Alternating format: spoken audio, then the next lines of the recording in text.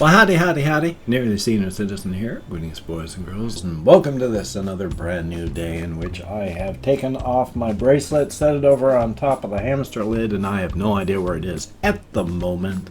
That's aside from on the hamster lid. So I'll find it later, just not right now. Anyway, though, good morning.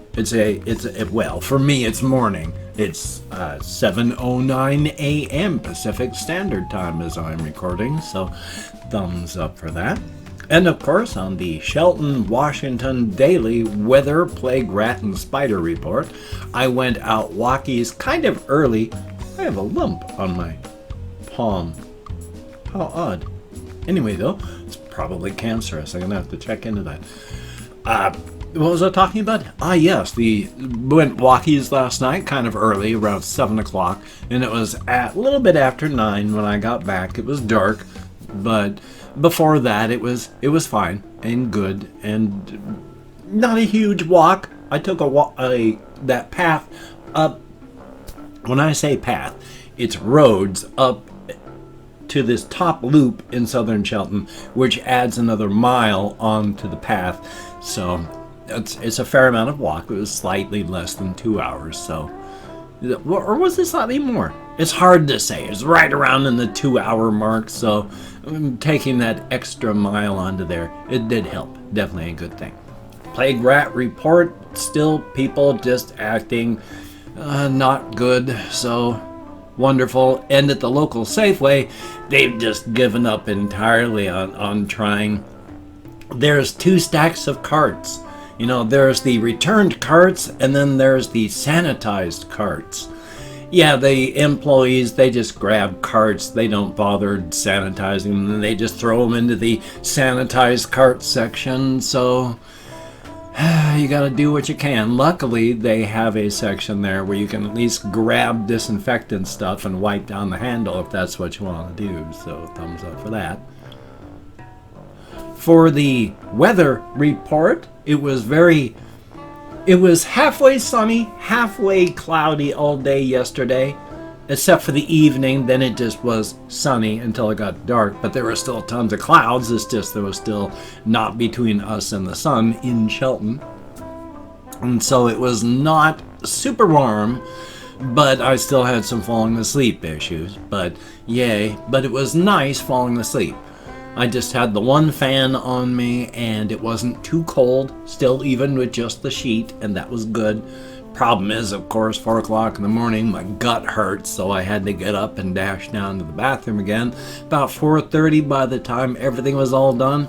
Now, when you go to sleep, and you go into your rapid eye movement sleep, dreaming, and then you come back out, that is a whole cycle that takes about 90 minutes. Once you're asleep and you begin the cycle of coming down and coming back up, it's about an hour and a half. That's why they say 2 hours.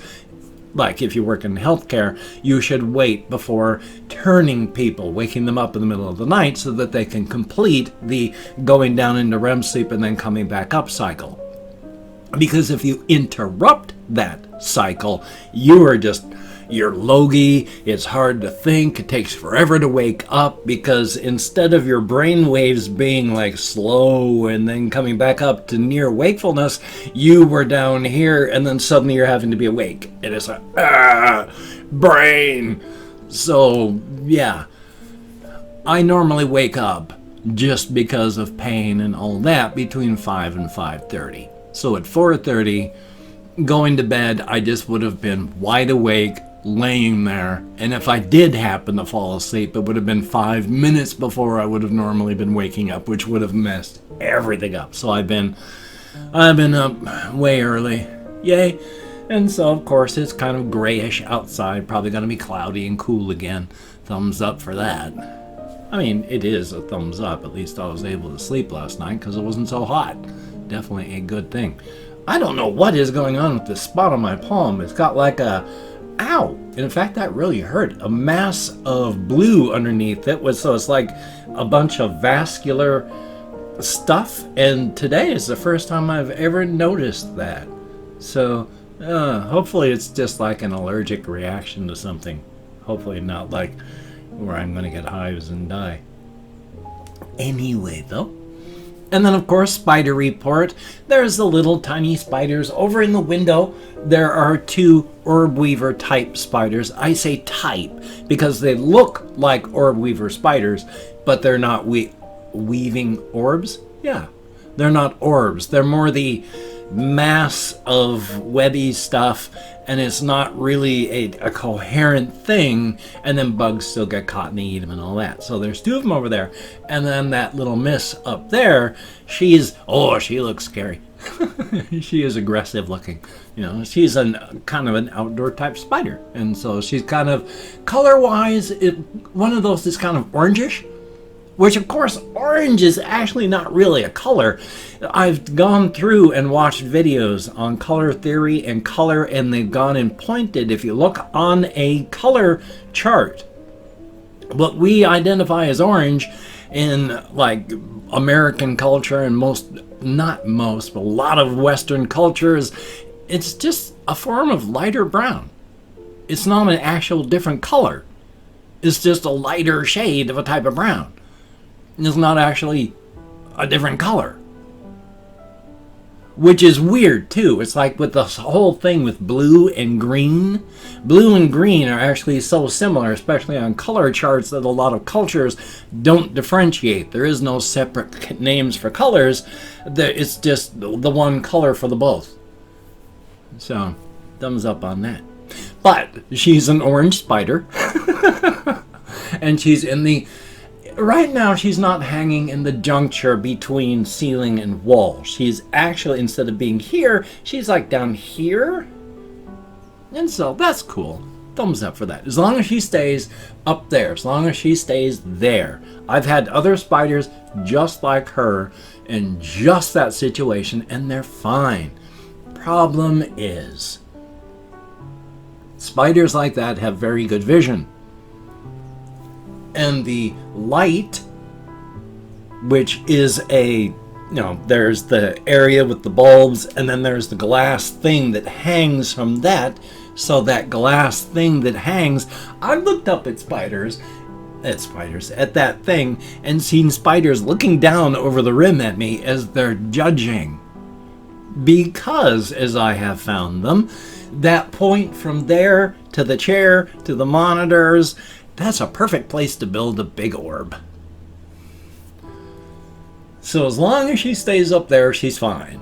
When she starts going, I think I'm going to try building an orb down there, that's when she's going to have to go. Now, I'm not going to crush her. I'm just going to get her and out the window.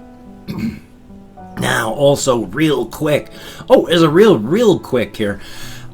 Yesterday, I moved my chair and I noticed that one of the screws that holds the base of the chair to the legs part of the chair had fallen completely out. Now that's one of the things I'm paranoid about, is making sure that all the screws are in properly. It hadn't been that long ago that I had checked all the screws and they were in good.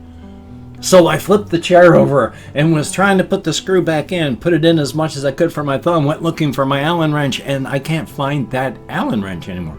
That one's gone. I've got this one that works for the arms of the chair, but it's too big and doesn't fit for the base plate screw. And the only other screws that I have that are like that are just a little bit too small. So I got it in as good as I can. Every other screw is fine. They won't budge at all. But that one, it's... Oh boy. So I don't know if they sell separate type Allen wrenches that work. I don't know if they have standards for them. I don't know if these screws would only work with the one particular Allen wrench, but yay. Also, I might as well talk about this one because a week some ago, I had seen, as I'd mentioned, I followed this one science fiction writer on Facebook, Adam Troy Castro. He's actually really smart, and of course, being a writer, very eloquent about things. One of the things he talks about a lot, is to be careful, young people, quote, young people today that are involved in calling people out for the bad things they do. Not necessarily cancel culture, but especially dogpiling, if somebody did or said something bad in their past. Because you're always going to be able to find something in somebody's past, whether or not it was a deliberate thing or if it was just a cultural thing of the time. The past is problematic. Now, the reason, of course, he brings this up is you're not immune. People that right now are calling out people that did something in their past, 5 years from now, what is perfectly acceptable in today's stuff is going to be problematic then. And you're going to find yourself in the crosshairs. And it's going to hurt. He was not saying, don't get involved in canceling people. Just be aware that with cultural changes, what is fine now will likely be problematic in the future. And you're behind the crosshairs aiming now, but in time, you're going to find that gun aimed in the opposite direction with you looking up the barrel. So just be prepared. It also ties in, of course, with, he had mentioned in a really brief thing that didn't talk about a lot of stuff, he said if he ever got a Hugo Award nomination, which is the biggest award you can get in science fiction for writing, if he ever got one of those, then the odds of it ever happening are extremely low, as he says. His acceptance speech would be to go up, say something as fast, quick, as innocuous as possible, and then get off stage fast. And I wondered why. I mean, I understood sort of that, he wasn't trying to throw shade or be bad to anybody, but then I was wondering what exactly was this all about? What prompted this? And then I read about how George R.R. Martin, the Game of Thrones guy, he went up and he did his Hugo Award acceptance speech, or not, I can't remember if it was an acceptance speech or I'm going to talk about this while, because other people are getting the awards, that sort of thing. He's making a speech, but the problem was he was not exactly modern about that, in that, praising the very bad people from science fiction's history, like the ultra-racist H.P. Lovecraft. And then there's a couple, like John W. Campbell. Huge editor, huge influence on the science fiction field. Huge. I mean, the science fiction field would not be what it is today if it weren't for this man.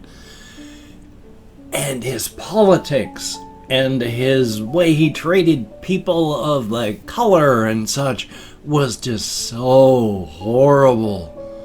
Not a good person. And he was praising these sorts of people, and it was extremely tone deaf. So I can understand why Adam Troy Castro said, get up there, mutter something quick, fast, and then get down. Yeah. Because unfortunately, once again, the past is problematic. And God knows, like I say, I'm just thanking God that back when I said my more problematic stuff, because youth, there was no digital media. Nobody had the cell phones constantly on. Nobody was constantly recording anything. There was no internet. I graduated high school in 81. By the time the internet and such was coming around, I was 31 years old. So, thumbs up. I still have problematic stuff that I've said, but it's gonna happen to everybody. Remember, what's okay today is problematic in 5 years. Now, there's some stuff that's gonna be problematic no matter what you say, instantly. That's not the stuff I'm talking about. It's because of cultural changes, social changes. What is cool today ain't cool tomorrow. Take a look at all those cringe compilations of the 80s and 90s and the early 2000s. When people didn't know they were being cringy, because at the time they weren't. Thumbs up on that. And I've opened up 24 hours worth of comments in my community tab, and I'm going to go through and thank 20 to 25 people for having left me a comment. I'm not reading the comments right now, just thanking you for having left a comment. If I mispronounce the username, no disrespect is intended. I'm an American English speaker, and even though I count American Sign Language on the fingers of this hand with my depression, fibro, and more, I'm sometimes amazed I can remember anything at all. I do my best, though.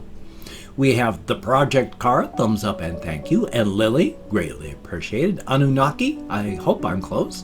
Relaxia, thumbs up. Mark Kenner, greatly appreciated. Ollie B, thumbs up and thank you. Real Slim Bobby, thumbs up. Russian Timing, that was some good cheese. And Kathy Kitscat, good to see you. We have Hector Fernandez, greatly appreciated. Fergus, thumbs up.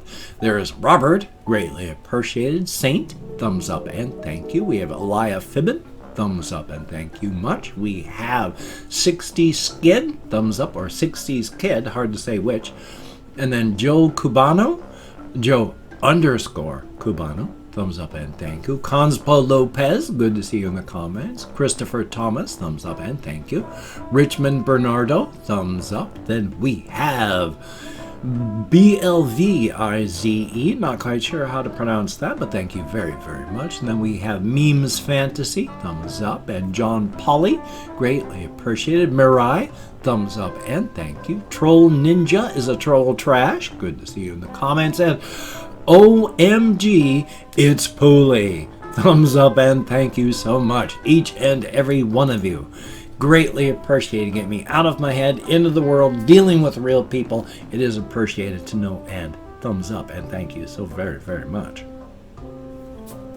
If you could check out my various links down below, I have Twitter, Facebook, GoFundMe, Patreon.com. If you could donate to my GoFundMe campaign or become a Patreon.com patron like one of these beautiful and awesome people, that would be beautiful and awesome. And if you want to help me out without sending money to one of those two places, I have a PayPal link down below if you could check that out. And if you want to help me out without sending money, I have an Amazon wishlist link as well, with things like hamster food, hamster bedding, cat food. If you could check it out, that would be very, very cool. Now, do not feel obligated. I do not feel entitled. And if you cannot donate, or you simply do not donate, I take all good wishes and I deposit them in the bank of my heart, where I draw interest. So thank you very much.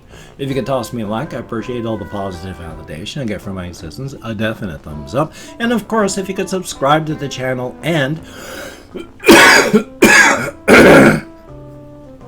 hit that bell, that would be very cool, greatly appreciated. I would understand if you did not wish to, but if you would, that would be very cool and greatly appreciated. Definitely a thumbs up. Well, I have this video here. I have another video I need to edit and render. They added a new modifier to paint the town red. They've suddenly gone crazy with it. They were talking about how one of the modifiers they had made changes things because it's lights out. It brings the light real close to you. And so everything is super dark. And they said this really changes it. So like if there was a zombie thing, it'd make it a good horror thing. Well, guess what they came out with? New modifier. Zombies, skeletons, and stuff like that instead of normal characters. So you can really play this as a horror thing now if you want to, just on the normal things. Thumbs up for that. Anyway though, you take care. Have a great day today. I will see you on the flip side, my friend, and that is a very good thing. Practice your social distancing, please. Wear a mask. It isn't political, it's only smart.